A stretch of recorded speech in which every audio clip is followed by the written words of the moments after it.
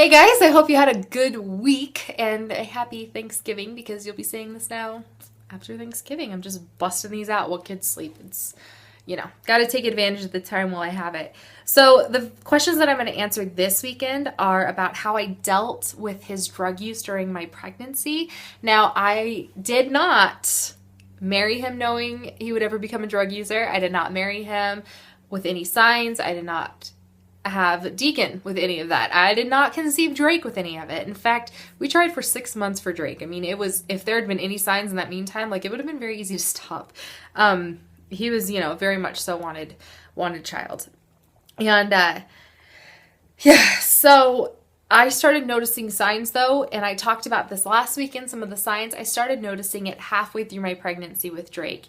And I didn't really, while I was pregnant with Drake, I didn't know. I had no idea that anything was going on or that anything was, there were signs, the signs were there, but I didn't know.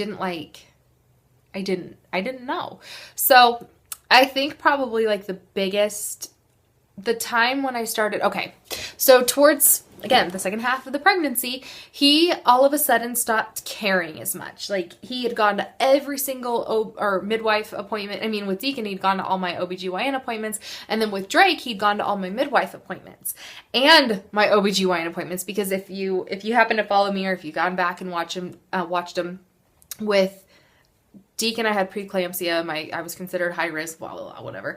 And then with Drake, I had a midwife, and I was kind of a little like, oh, what happens if I develop it again or things go bad or whatever. I was just nervous about it. So I had an OBGYN and a midwife up until like the last 6 weeks of my pregnancy, and then I just saw my midwife. But he stopped going to both of those. And at first he was like, I don't want to go to your OBGYN appointments. It's like, neither do I. You don't have to come. It's not a big deal, but I want you at my midwife appointments because if you've ever seen a midwife, it's like an hour-long sit-down chat. Like, it's serious business.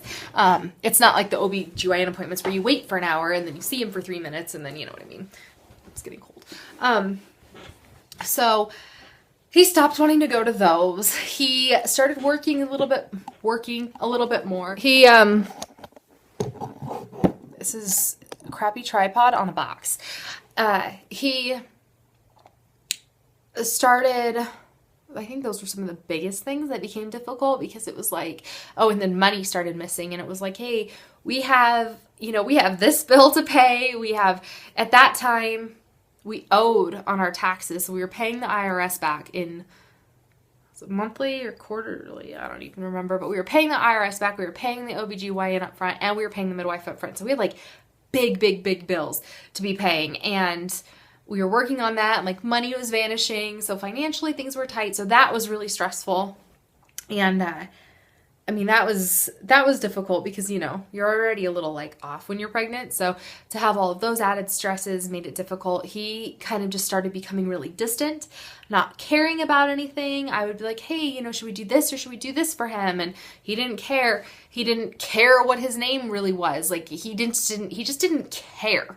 And then the biggest, like the biggest and the toughest part of all of it was actually when I was in labor. He wasn't there. He was there, but he wasn't supportive. He wasn't part of it. He wasn't like, he was there. He became obsessive and aggressive about the birth pool. Like, he got really angry at my midwife and my mom because they said something about, so like my birth pool, they blew it up. Everything was fine. And then we used water from like the hot water heater or something like that. And there was like, we'd emptied it a couple of times because they suggest doing that before, and there was still like dirt or something in it, and here's me, I'm like, I don't care. But they wanted to dump it, and then they needed to boil water and refill it, blah, blah, blah. So they did all this, and like, it became like this huge ordeal, and he became really mean about it. And I remember my friend was there. I had a friend that came, and she took pictures of the birth, and then I had a videographer there who was looking to like build her profile and needed a home birth. So she was there, and my friend was like, what's his deal? Like, he's like really off. And I'm like, yeah, I don't know. I thought maybe it was like nerves because we were having our baby at home, because I know like my mom was really nervous about it. I didn't know, maybe it was something like that, but he was supportive about it. It wasn't like I was pushing him into it or anything like that. I don't know. It was really, really strange. So that was really hard. And then I didn't have him there. I felt very, very alone during my labor with him. You know, the photographer and videographer, they stayed back, they took pictures, they did everything. He was like obsessing over the birth pool. And then, you know, my midwife is there and her assistant were there, but they were like helping with the birth pool, helping set up things like that. And like my mom kind of had Deacon, and it was kind of lonely, and that was hard, dealing with that and having him be so just gone, because you kind of want that support. Like when I had Deacon, he was, you know, he was by my side, he was there, he was helpful, like he was, you know, he held my hand through it. He wasn't there like that for Drake. And to give him like this much credit, like right before, like when I was in transition, like we knew I was in transition. I mean, it's, you know, it's one of those things. And like, I knew because I'd had Deacon before. So like I knew, and I was in transition, and he went to lay Deacon down upstairs, and Drake was on his way out, and he was barely there for that even. So I don't know. I guess that was his like one excuse for not being there, but he was gone for minutes laying Deacon down, because that was probably at like 11 o'clock at night. Anyways, long story. The videographer later, when she was making the video, and she's like, I'm sorry, your husband just wasn't in any of the clips. Like he wasn't in them. She's like, I tried, I took some pictures and I put those in there, and I contacted your friend and I put some of her pictures in there, because he just wasn't there. And, I mean, it was just, I don't know. He was like mean and weird about it.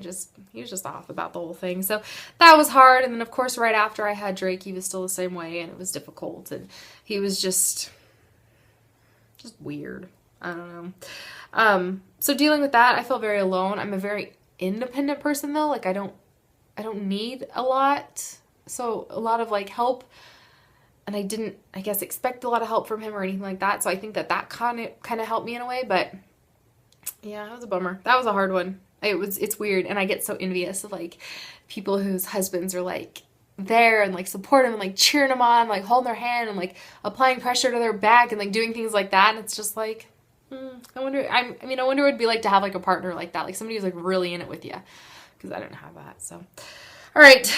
All right. I'm going to talk about family and their knowledge of the whole situation, and kind of telling them all what was going on and things like that. So you'll see that tomorrow. Bye, guys.